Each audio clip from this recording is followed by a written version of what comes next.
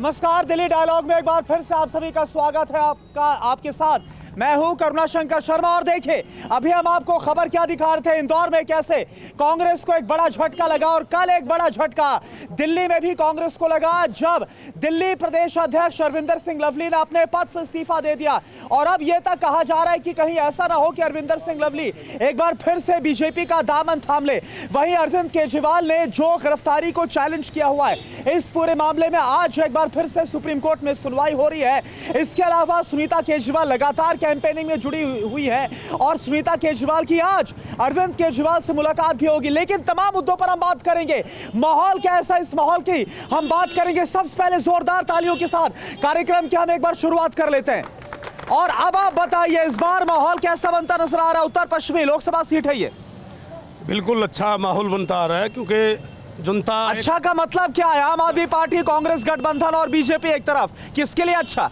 देखिए, जो अच्छा करबट कार्यकर्ता होगा, जो जमीन से जुड़ा होगा, जो क्षेत्रीय होगा, उसका ही रहेगा। हाँ। क्योंकि हमारे यहाँ अक्सर बाहर से लाके थोपे गए हैं। एक तरफ है योगेंद्र चंदोलिया जो बीजेपी से है, और एक तरफ उदित राज है जो कि गठबंधन के उम्मीदवार है, कांग्रेस के उम्मीदवार है। कौन है अच्छा आपके हिसाब से? कौन है जमीनी कार्यकर्ता? देखिए, वो तो चुन के आने के बाद जनता के बीच रहेगा। बोल रहे ना जमीनी कार्यकर्ता, आपके हिसाब से कौन है ज्यादा जमीनी? देखिए, जमीनी कार्यकर्ता तो अब तक तो कोई हमें मिला नहीं, लेकिन अब हमें उम्मीद है कोई नया चुन के आएगा तो हमें अच्छा कर्मठ उम्मीदवार मिलेगा और जो लोगों की उम्मीदों पर खरा उतरेगा।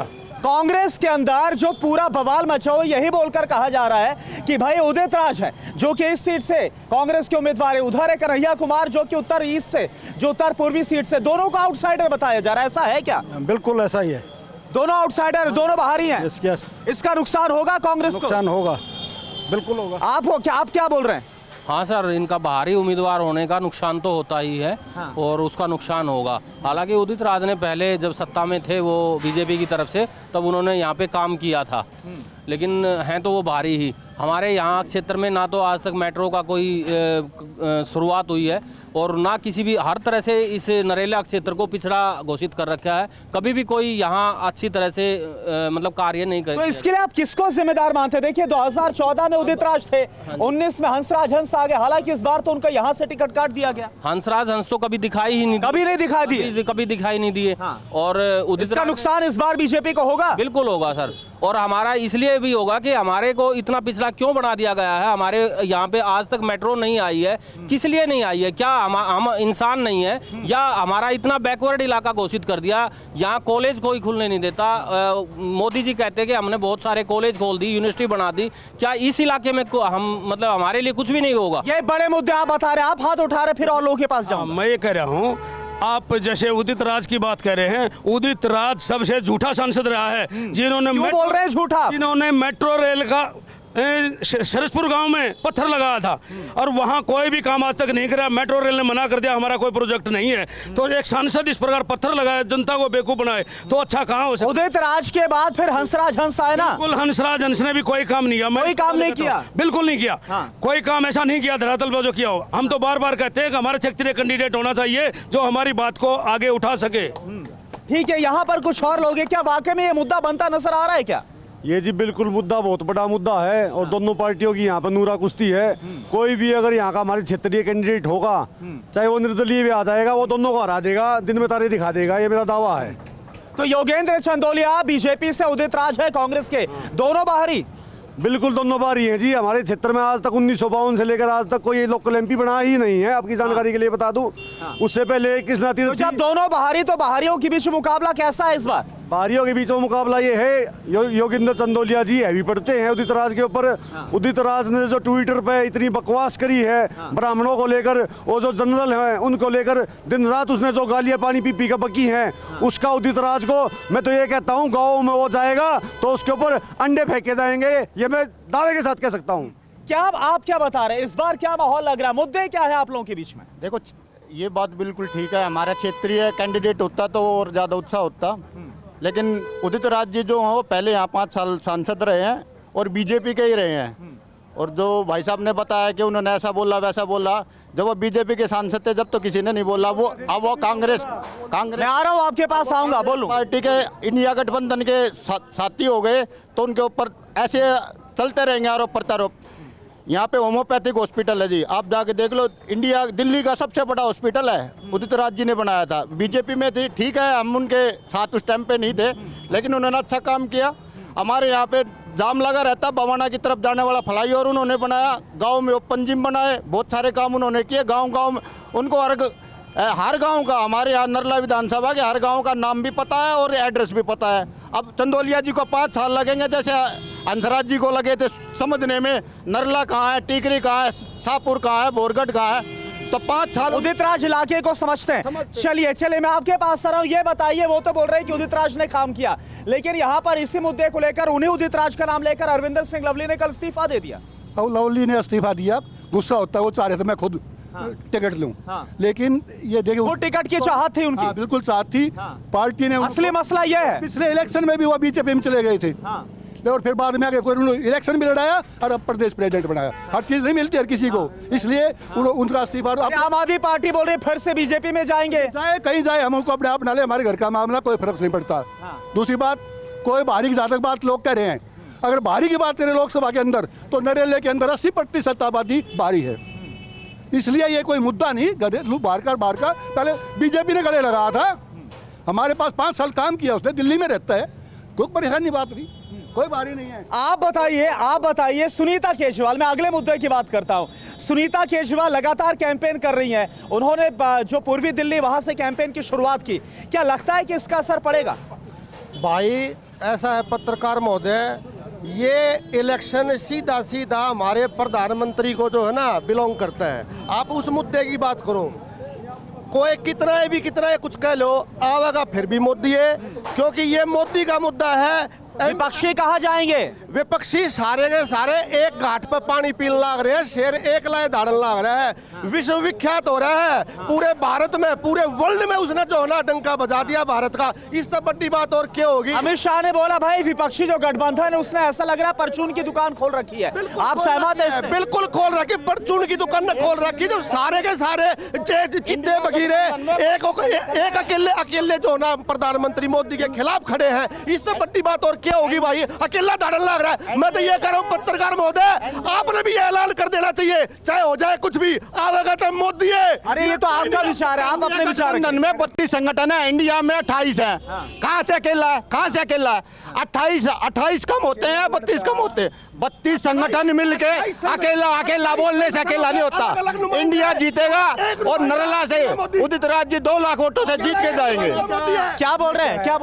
बिल्कुल तानाशाह है मोदी, बीजेपी का नाम नहीं लेता, बीजेपी का नाम नहीं लेते। आप तो भाई विपक्ष की भाषा बोल रहे हैं, आप तो विपक्ष की भाषा बोल रहे हैं, जो बोल रहे हैं लोकतंत्र को बचा रहा है, तानाशाही हटा नहीं बोल रहे हैं। मोदी की गारंटी नहीं, मोदी बीजेपी की नहीं, जुमला है। अरे वो एक मिनट, वो अपनी बहू की साथ फिर गारंटी नहीं निभा पाया, बाकी क्या निभा, उसको छोड़ दिया उसने। हाँ, आप क्या बोल रहे हैं? ये चुनाव महंगाई बेरोजगारी के मुद्दों पर लड़ा जाएगा, बारी कोई मुद्दा नहीं है। जब से मोदी सरकार आई है बेरोजगारी बढ़ी है, महंगाई बढ़ी है। अब की बात मोदी सरकार को सुना आपने? मोदी सरकार ये बोलती है भाई हमने देश की इकोनॉमी को बढ़ाया, 11वें पायदान से 5वें पायदान पर लाया। इस बार वो प्रॉमिस कर रहे भाई 3रे नंबर पर आएंगे, ये प्रॉमिस किया जा रहा है। 100 मोदी सरकार आने के बाद 150 लाख करोड़ कर्जा बढ़ा है। मीडिया आप तो अच्छी तरह जानते होंगे। मोदी करोड़ लोग गरीबी का। आप क्या बोल रहे हैं? मोदी सरकार उनके कामकाज पर कितना विश्वास है? जीरो।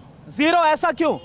कुछ कराया नहीं है मोदी सरकार ने। सबसे झूठी पार्टी मोदी सरकार है, सबसे जुमलेबाज और देश के ऊपर कर्जा सर करने वाली बीजेपी पार्टी है, और सबसे झूठी और सबसे करप्ट पार्टी बीजेपी सरकार है।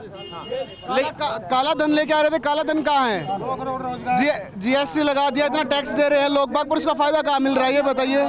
15 लाख रुपए हर एक आदमी। इस बार 2024 में ये मुद्दे बनेंगे। बिल्कुल यही मुद्दे हैं, असली मुद्दे तो यही है। काला धन कहाँ है? अभी तक देश को लूट के लोग बाग जो बाहर जा रहे हो, कहाँ है अभी तक? काला धन कहाँ है? हमारे काला धन चाहिए वापिस अपना। आप बताइए, आप क्या बोल रहे हैं? देखिए, मैं एक खिलाड़ी हूँ, और खिलाड़ी एक देश के लिए लड़ता है और मेडल लेके आता है, देश का तिरंगा झंडा लहराता है।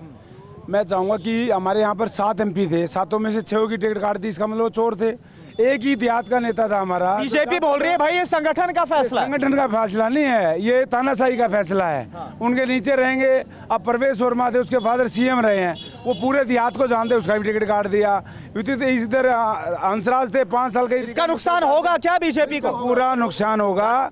नरेला की जनता ये चाहती है। अभी यहाँ कार्य है जो बीजेपी वाले कह रहे हैं कि मोदी मोदी मोदी मोदी सब देशवासियों का प्रधानमंत्री है। गठबंधन की बात कर दी, वो भी गठबंधन कर रखा है। लेकिन ये पूछ रहा हूँ मैं, नरेला भाई साहब को आपने सुना, इन्होंने सुना, उन्होंने बोला इस बार देश देख रहा है कि मोदी प्रधानमंत्री मोदी को देख रहा है, इस आधार पर चुनाव हो रही है। भाई साहब अभी बोल रहे हैं प्रधानमंत्री ओनली देशवासियों का सबका होगा या भाजपा चुनाव मुद्दा है। जो मैं पूछना चाहता हूँ आपकी मीडिया के माध्यम से कि बीजेपी ने जो कार्य किए हैं इधर 5 साल में गए हैं, 5 साल में पहली बार कह रहे थे उदित राज ने नहीं किया, वो बहुत अच्छा था जब बीजेपी में था। आज गठबंधन में आ गया, वो मोदी के तानाशाही के खिलाफ बोला, उसको पार्टी से निकाल दिया, टिकट काट दिया। अब वो गठबंधन में कांग्रेस का प्रत्याशी बना है, वो हर गांव को जानता है, हर कार्यकर्ता को जानता है, हर बीजेपी के कार्यकर्ता को जानता है, हर कांग्रेस के कार्यकर्ता को जानता है। जनता उसी को जिताएगी जो जनता के बीच में रहेगा। एसी में रहेगा उसको नहीं जिताएगी। उदित राज जनता के बीच में रहे, विपक्ष में होने की बात आते हैं, रेलवे ट्रैक बनाए, यही बता देंगे उद्घाटन में खुद थे। चलिए ठीक है, कुछ और लोगों से बात करता हूं, एक बात बताइए, एक और मुद्दा गरमाया हुआ है भाई। आम आदमी पार्टी का जो इलेक्शन कैंपेन सॉन्ग है उसको अभी फिलहाल के तौर पर सस्पेंड किया गया, उसको मॉडिफाई करने के लिए बोला गया है। आम आदमी पार्टी बोल रही है कि यह पूरी तरह से तानाशाही है, बीजेपी के इशारे पर चुनाव आयोग काम कर रहा है। ऐसा आपको लगता है क्या? बिल्कुल नहीं लगता। ये आम आदमी पार्टी और कांग्रेस दोनों चोर चोर मुसेरे भाई है। और केजरीवाल का जन्म हुई पैदा ही हुआ है कांग्रेस के अगेंस्ट में, कांग्रेस के अगेंस्ट पैदा हुआ और उसी से गठबंधन कर लिया। रही उदित राज की बात, जातिवाद का कीड़ा है उदित राज। आप किसी से पूछ लो, जब भी इसको ऑफिस में कोई जाता था वो अगर उसकी जाति का लोग है उसका नाम लिख लेता था। उदित राज ने कुछ नहीं किया। भारतीय जनता पार्टी ने NIIT दिया है, रामदेव चौक पर कॉलेज दिया है, फ्लाईओवर बनाया है, हर पार्क में जिम लगाए हैं। और नरेंद्र मोदी की जो सोच है विकास है। एक मुद्दा है सिर्फ मेट्रो का, वो केजरीवाल की वजह से अटका हुआ है। दिल्ली सरकार अपना शेयर देने को रेडी नहीं है, इस वजह से मेट्रो यहाँ नहीं आ रही है, सिर्फ केजरीवाल की वजह। जब इतनी बात है उदित राज के खिलाफ जा रही है तो कांग्रेस ने टिकट फिर क्यों दिया? कुछ तो वजह रही। टिकट इसलिए दिया क्योंकि उनके पास ऑप्शन नहीं था। उदित राज एक ऑप्शन था, काला तीतर बोलते हैं उसको। उदित राज जातिवाद का कीड़ा है। क्या बोल रहे हैं? भ्रष्टाचार करो, मोदी वॉशिंग मशीन में साफ हो के बाहर आ जाओ। आप बताइए क्या इस बार आपको मुद्दे नजर आ रहे हैं? कौन भारी पड़ता नजर? आप देख रहे हो कितना जाम है हमारे यहाँ पर। समस्या मेट्रो की है, यहाँ कनेक्टिविटी नहीं है। पहला वार्ड आता दिल्ली का, पर यहाँ पर समस्या इतनी है कि यहाँ कोई सुविधा नहीं है। यहाँ पर देखो जी कितनी बसें चल रही हैं, यहाँ पर खाली बसें चल रही हैं। ये आप देख रहे हैं, आपके आगे यहाँ खड़े होने की जगह नहीं है। हमें किसी पार्टी से समस्या नहीं है। क्या बोल रहे हैं आप? क्या बोल रहे हैं? देखिए हाँ बोलिए। मैं ये कह रहा हूँ, ये जो पार्टियां आपस में लड़ रही हैं, ये वाहियात लड़ रही हैं। मुद्दा हमारा बाईपास का है, मुद्दा हमारा मेट्रो रेल का है, मुद्दा हमारा कॉलेज का है, मुद्दा हमारे मुद्दों पर किस पर विश्वास है? किसी पे विश्वास नहीं। सारी पार्टी चोर हैं, यहाँ से वोट लेके हमारा अपना उल्लू सीधा कर लेती है। आप बहुत गुस्से में नजर आ रहे हैं। मैं गुस्से में नहीं, प्यार की भाषा जानता हूँ। और मैं एक चीज कहना चाहूंगा, वोट मांगी जाती है काम पे। मोदी ने काम किया 10 साल में, अगर मोदी जी ने काम, मोदी पे काम मांगना चाहिए। केजरीवाल ने एक बात कही थी दिल्ली के अंदर, अगर मैंने काम किया है तो मेरे को वोट देना, वरना वोट मत देना। क्या है काम किया है? 100% किया है। कौन कहता है नहीं किया है? स्कूल ऐसे बनाए नरेला के अंदर, नरेला की जनता जानती है कि स्कूल कैसे बने हुए हैं। क्या बोल रहे हैं? जो इंसान अपने गुरु का नहीं होया वो हमारी दिल्ली का होगा। तो कर्मचारी इंसान वो हो सकता है, हमारा जिंदगी में नहीं हो सकता। वो आज उसके कर्मों की सजा उसको मिल रही है, इसीलिए वो जेल में पड़ा है, इसीलिए उसको सजा मिल रही है। वो चोर है, मक्कार है। वो भाई बोल रहे हैं कि मंगलसूत्र चुनाव में आ गया, 750 किसान शहीद हो गए, उनके भी दुआ हो गया। मंगलसूत्र किसने लूटे? किसानों की बात कौन करेगा? एमएसपी के जिसने एमएसपी पे जिसने मुद्दे बन रहे हैं आप लोगों के बीच में। किसान है, किसानों का मुद्दा है। घर में घुसने नहीं देंगे, जैसे हमें दिल्ली में नहीं घुसने दिया, घुसने नहीं देंगे। बीजेपी को और आगे भेजेंगे। चलिए आप आज तक उसने किसान का दर्जा हासिल नहीं किया, हमारे को नहीं दिया। कौन से मुद्दे में खड़ा उतर गया वो चोर इंसान? ठीक है, तो चलिए इसी के साथ आपने देखा नरेला में कैसी आखिरकार गहमा गहमी कितनी सरगर्मियां चुनावी